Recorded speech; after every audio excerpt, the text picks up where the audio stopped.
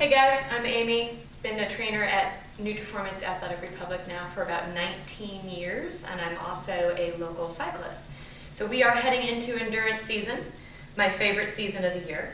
And as a trainer, there's a couple things a couple moves that I put in my repertoire throughout the year, but real important for endurance athletes to keep in mind as we move into that endurance season. So I'm going to show you the classic hip extension mobility exercise. I'm going to move that into what you might recall as being the split squat. So here I go. For comfort, I'm going to put a pad underneath my knee. Pad, mat, towel, that would work. And I'm going to start in the half kneeling stance. I'm going to keep my back toe tucked under just for support and structure on the back leg.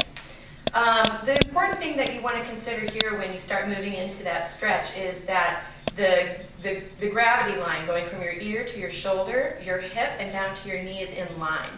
So I'm going to put my hands on my hips, and I'm going to kind of make sure that the bowl, if you think of your hips as your bowl, that bowl is level.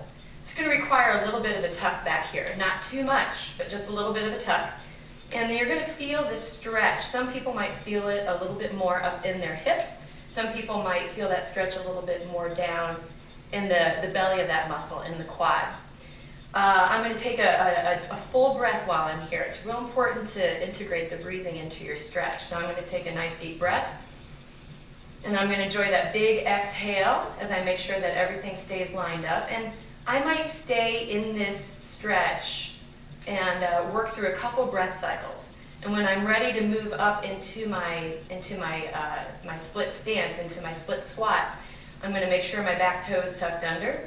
I'm going to push down into both the front foot and arch and the back toe, and I'm just going to drive straight up off the floor. And as I do that, you maintain the alignment in the hip, the shoulder, and that ear, and then work the range of motion straight down and straight back up.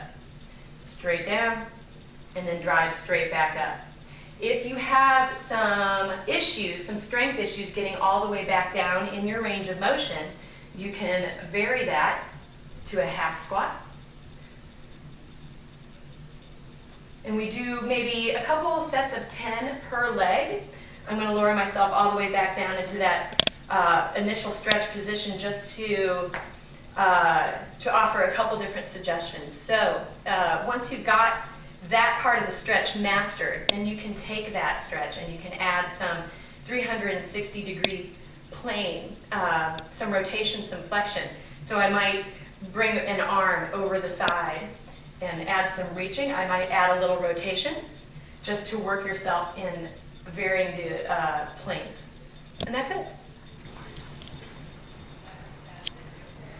Hey guys, my name's Eric. I'm the sports dietitian over here at NutriFormance and Athletic Republic, and I just wanted to talk really fast about some nutrition for endurance training.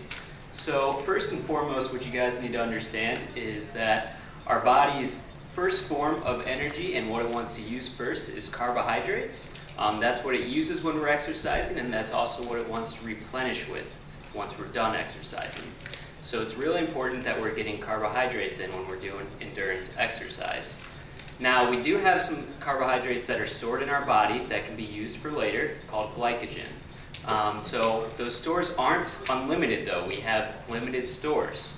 So it's important that once we start exercising for a long period of time, that we start replenishing those stores so they don't run out. So research shows that after about an hour 15 of exercise, we need to start getting some carbohydrates in. So what does that look like? We're trying to get about 30 to 60 grams for every hour after that hour 15. So that could look like half of a granola bar, Lar bar, and a Clif bar is what I have here. You could eat half of that and have half a Gatorade. That'll get you about that 30 to 60 grams. You could also dilute the Gatorade in some water if Gatorade's a little too heavy for you and have granola bar.